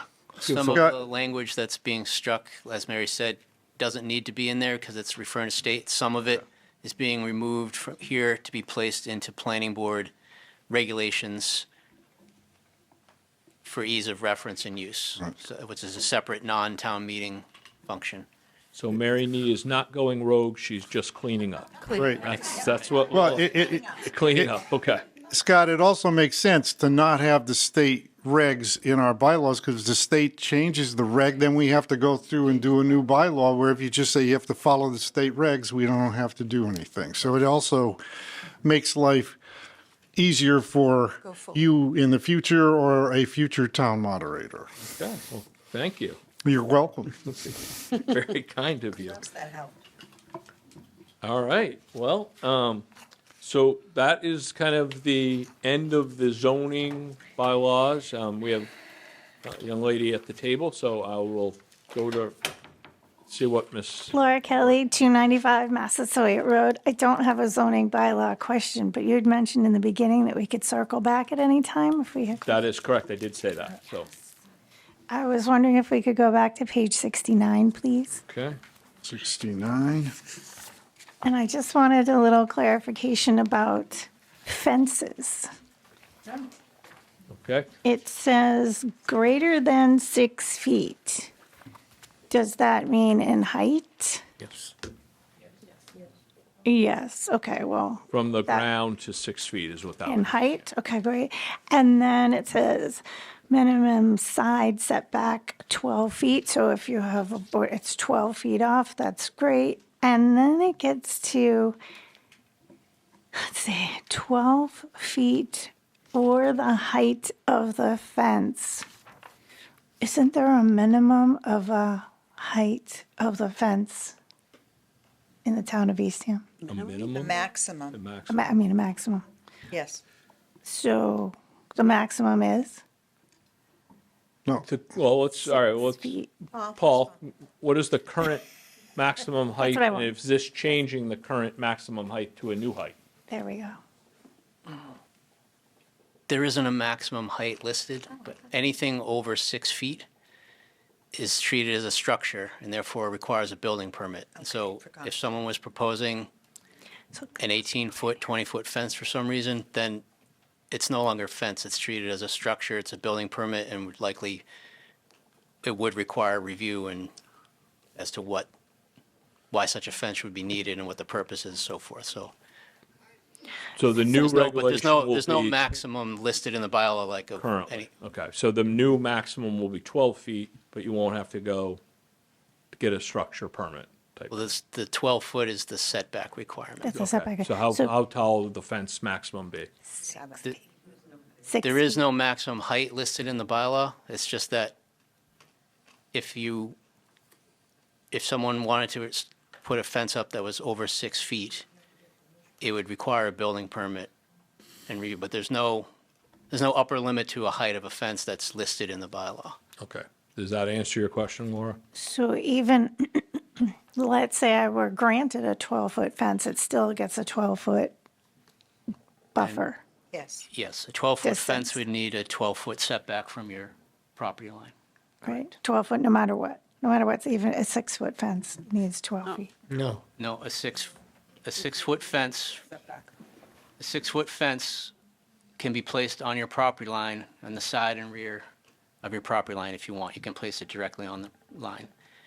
On the street, it would need to be 6 feet back, the height of the fence. So on the street-facing property line, if you're going to put a fence there, a 6-foot fence would be 6 feet back. A 5-foot fence would be 5 feet, so on. Okay, so it's different than, a fence is treated different than a building. It is until it goes over 6 feet. Right, right. That's what I was just talking about, the heights of things. So I was wondering, for clarification purposes, could we put the word height in this description, or is it? It says greater than, and to me, that could go either way. Here is where it gets confusing for me. So, Or you'd want fences greater than 6 feet in height?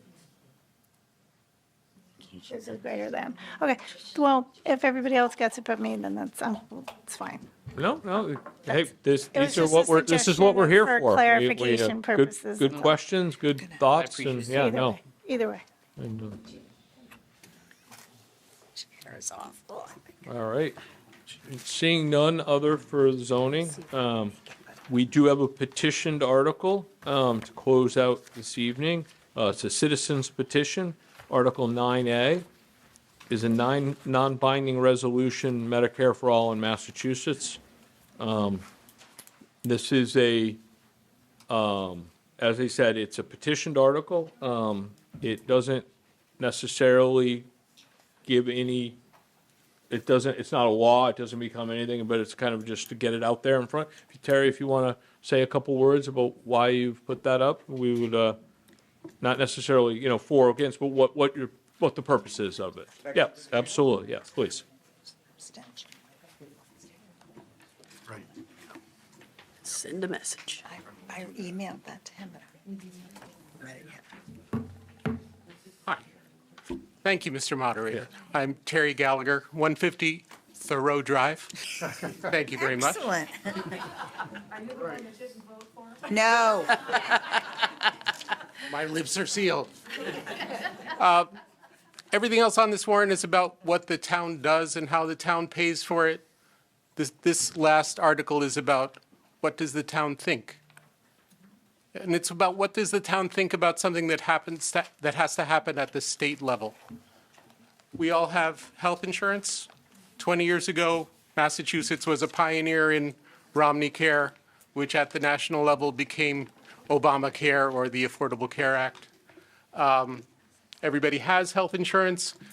I bet you're not very happy with it. It costs too much, keeps going up. They keep denying claims. So there is a bill in the State House that is a better idea. I've lived much of my adult life in Japan and in Germany where they have national health insurance. I'm an idealist, but I've given up on the idea of having national health insurance in the United States. So how much can we control? Well, we could do it for the town of Eastham, but that is not practical.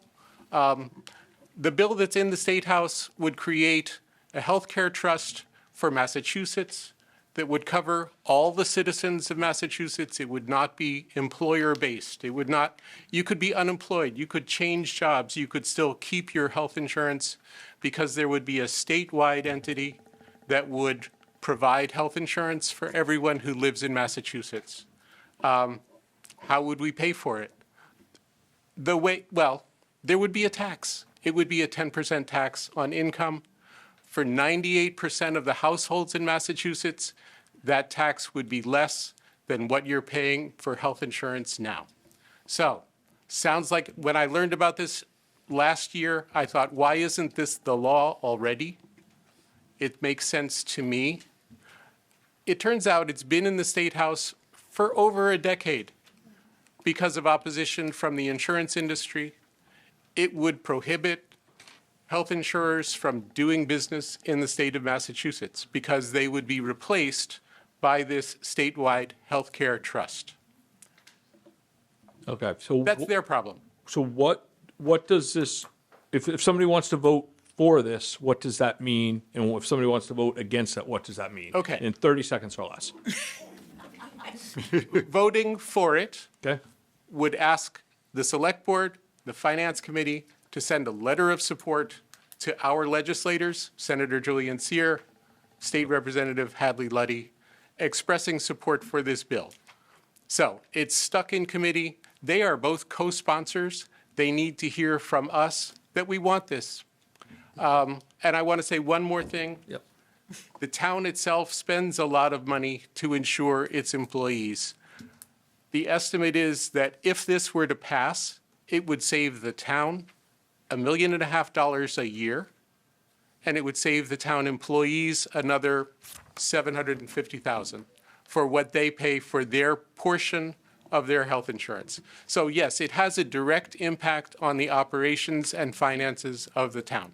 And that's why I thought it would be appropriate to bring this to town meeting and have town meeting, which is the legislative body of the town of Massachusetts, of the town of Eastham, let our state legislators know that this is what we want them to do. Okay. Well, great. Thank you very much. Thank you for, and I have a couple of handouts. If anybody wants more information, just come to me after the meeting, okay? And I advise the petitioner that he could have a couple of minutes, just one second, a couple of minutes to do a presentation, and if there are some slides, but as I said, 2 to 3 minutes is what he'll be granted. I have just a question for Terry. Yes. If people are on Medicare, what would this do for those on Medicare? I'm sure that's a question we're going to get. So, all of the Medicare and Medicaid money that comes to the Commonwealth of Massachusetts would flow to the Healthcare Trust, and it would be distributed by the Healthcare Trust. Also, all retirement income would be exempt from the 10% tax. So if you're 65 and older, if you live on retirement income, you would pay nothing, and you would get better health care than what Medicare is providing now, because it would allow for dental, optical, hearing, long-term care, things that are not covered by Medicare now. This is superior in every way. I would suggest you, in your presentation on the 4th, cover that. You do, yes. Okay. So with that, if there's anybody else in the audience that has anything to add, I hope you guys have had a good time. I hope this was helpful. That's great. Yeah, you're most welcome. It was great. And I want to thank the select board and our town administrator, Rich, soon to be a town administrator. Yeah. And everybody. Well, Does that any mean further- graduation is at town meeting for the? Say again? No, we're Graduation going is to at do something town meeting? tonight. Oh. Something for them, but this They were having ends this portion of the select board meeting. We have a little bit more to do. If you want to, so we have a meeting and we would like to get going too. So if you're not going to stay and listen to our scintillating conversation, please leave quietly. And thank you all very much for coming. Scott, thank you. You're very welcome. Did a Everybody nice on the job. floor. Very good. Very well for us. All right, let's go. I don't mind. Thank you, Jackie. Dig. Yeah. It's very tricky when it's steep. All right, the next, Jackie's hurt. So she right? Page number. Oh, yeah, I heard. No, I just Standing up. Hey, please, would you, if you want to leave, please leave quickly so that we can get on with our meeting so that we can conclude and get home too. Feel better, please. All right? Jackie, thanks. Take care of yourself. Sorry. No. Be good. All right, let's see if we can do, the next item is who wants to present what to the board? I have my copy of the contents. So let's just ask, anybody want, Article 1? Anybody here want to, Bob? Okay, hold on a second, I gotta write it down. Article 2A, which is the general fund. You want to do that, Amy? No. You Usually don't. the chair, but that's all right. No, I'm not assigning here. I'm asking. No assignments here. If nobody wants to do it, I'll do whatever they don't want to do. I was going to do 2B if, 2B you want? yeah. So Amy is 2B. I could do 2A. You going to do 2A? Suzanne? Yeah, I mean. Suzanne, we're that's gonna great. Vote. 2C, the water. 2C, anybody? I really want to do 2D. I'll do C. You'll do, Amy, you'll do 2C, okay. 5-year capital plan.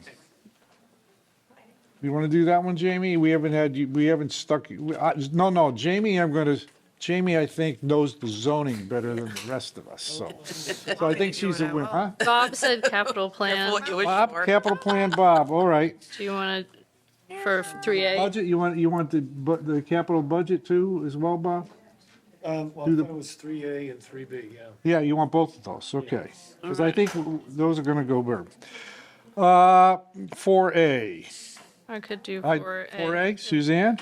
Although, Sure. did you take anyone yet? I took 2D, but I can do another one. Did you want to do the, I'll do 4B, I can do 4B, The whiff? yeah. The whiff, baby. And I'm fine doing the CPA, I was on the CPA committee, so I can do that one.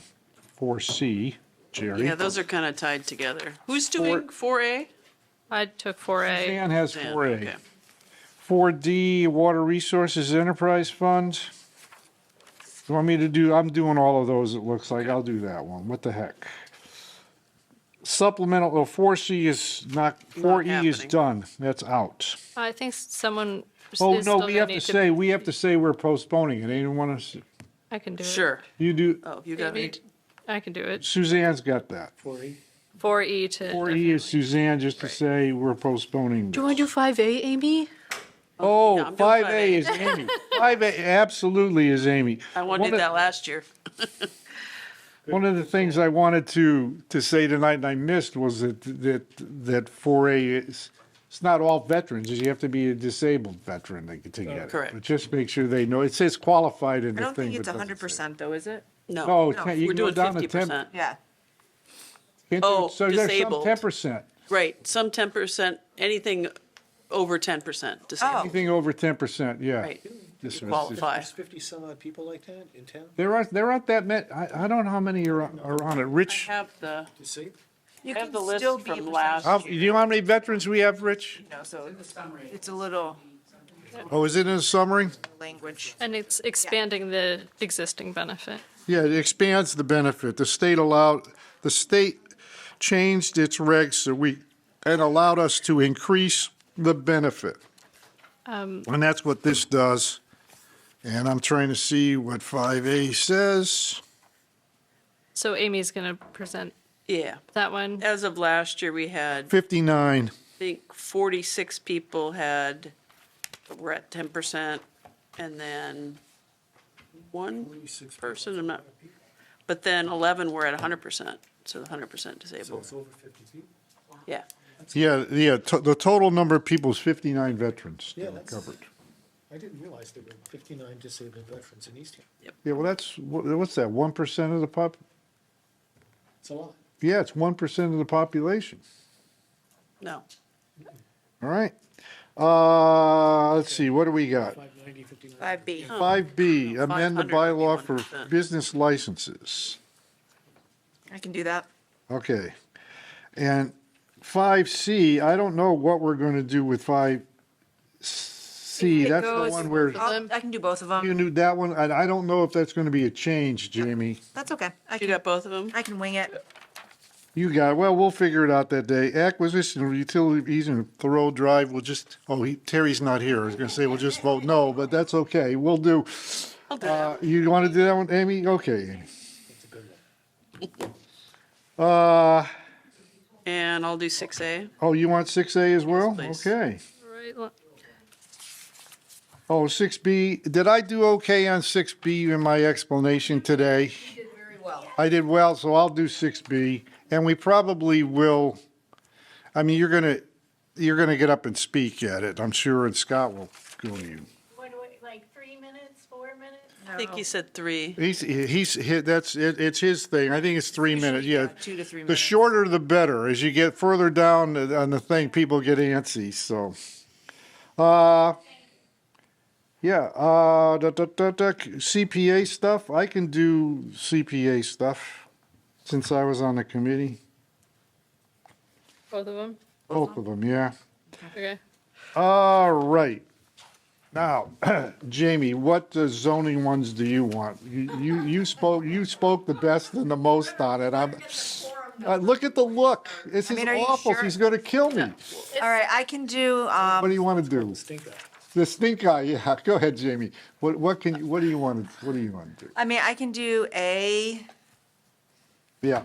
I do think B would be best served to have Paul speak to that. But just to give the But motion. just to make the Oh, yeah, motion. to make the motion, Make I the can do motion. that, yeah. This is not having, in zone, remember, Yeah. all you have to do is make the motion on this stuff Yeah. and others, we could ask. I'll make the motion on Motion C, so as Jamie doesn't explained, have is to. written in the warrant if you want. Yep. So who's doing, are you doing 8B, Jamie? I'll do B.